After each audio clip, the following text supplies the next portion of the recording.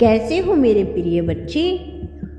यदि तुम इस क्षण यह संदेश सुन रहे हो तो यह कोई संयोग नहीं, यह ब्रह्मांड का पावन संकेत है। यह मेरी इच्छा का आदेश है।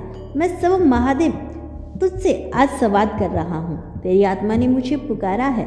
मैं तेरी हृदय से मौन प्रश्न किए, कब मिलेगा मुझे उत्तर? क्यों मेरे जीवन में ऐसा हो रहा है? क्यों मैं बार बार रुक जाता हूँ? क्यों मैं बार बार गिर जाता हूँ? और आज मैं स्वयं तुमसे कह रहा हूँ, तू रुका नहीं है, तू तरासा जा रहा है। जीवन का हर मोड़, हर संग्रह, हर आंसू व्यर्थ नहीं गया। यह सब मेरी योजना का ही भाग थे। तू एक दुर्लभ रत्न है, और जब रत्न को धरती से निकाला जाता है तब वह मिट्टी में सोना होता है।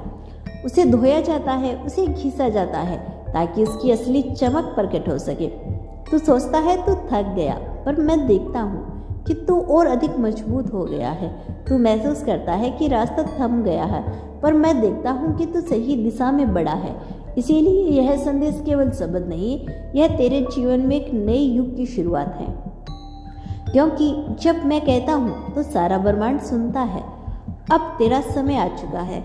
जो पीड़ा तेरे जीवन में आई थी, जो तूने खोया, जो रिश्ते में, वो सब मेरी अनुभूति से ही घटित हुए।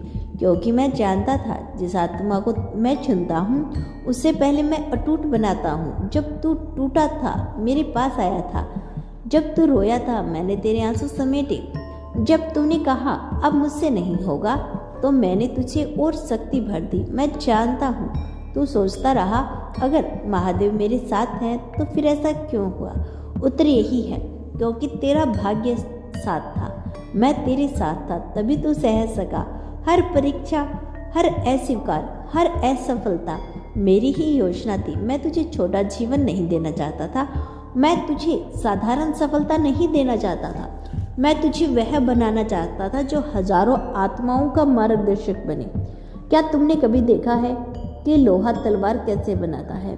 उसे अग्नि में तपाया जाता है, उस पर बार बार हथौड़े से प्रहार किया जाते हैं, फिर उसे तेज किया जाता है। तो वही तलवार है जो तेरे भीतर जो दिव्य ऊर्जा है उसे जगाने के लिए यह संग्रह आवश्यक था। तू रोया लेकिन तू हार नहीं मानी, तू गिरा नहीं लेकिन तूने चलना नहीं छोड़ा। और इसी कारण आज मैं कह रहा हूँ तू तैयार हो चुका है। अब वह समय नहीं जब तू प्रश्न करता है, अब वह समय है जब तुम सबम उत्तर बन गया है। सुन हे आत्मा, ब्रह्मांड अब तेरे पक्ष में खड़ा है। तेरे भाग्य का चक्कर अब गति में आ चुका है। अब और विलंब नहीं होगा, अब केवल निर्णय होंगे और वही तेरे पक्ष में होंगे।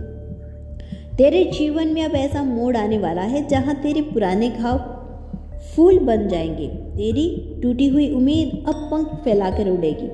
अब तुझे वह सब कुछ मिलने वाला है जिसका तू वर्षों से इंतजार कर रहा है। वह प्रेम, वह सफलता, वह सम्मान, वह आनंद जो तेरे नाम पहले से ही लिखा जा चुका है। तेरी आत्मा के चारों ओर अब ब्रह्मांडीय ऊर्जा की गूंज है। संकेत बदलने लगे हैं। तुझे बार बार 111 या फिर 444 या 777 जैसे अंक दिख रहे हैं, जैसे तेरे सपनों में मंदिर, शिवलिंग और उजाला दिख रहा है।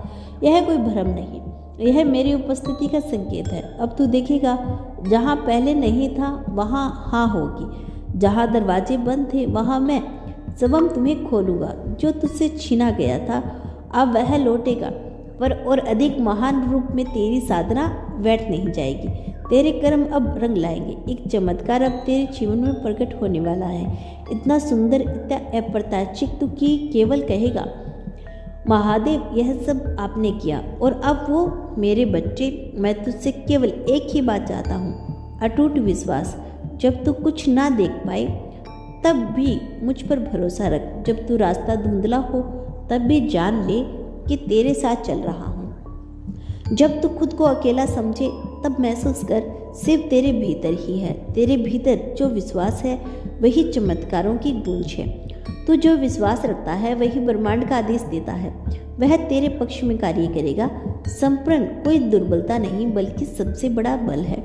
जब तू सब कुछ मुझे सौंप देता है तब मैं तेरे लिए असंभव को भी संभव बना देता हूँ। इसीलिए अब ना कोई भय होगा, न कोई संयम, अब केवल संपूर्ण श्रद्धा और गहन संपन्न, क्योंकि तू अब मेरी छाया में है और जिसे मैं सुरक्षित करता हूँ उसे कोई शक्ति नहीं रोक सकती।